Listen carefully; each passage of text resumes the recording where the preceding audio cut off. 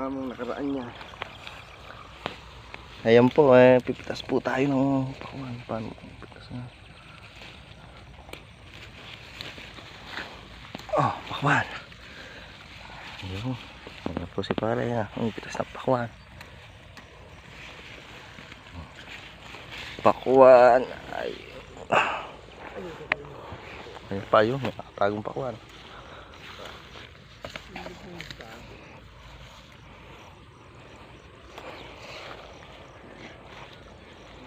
Ano bang date ngayon? May 3. May 3. Yan po't mamimitas po kami ng pakwan, no? Pakadaming pakwan.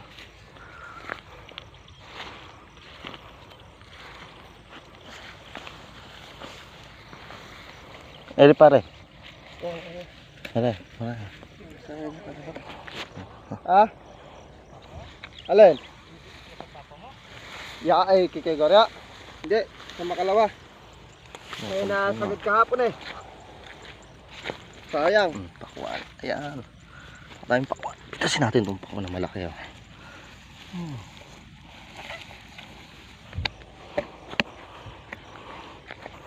Vlogger pala kayo na.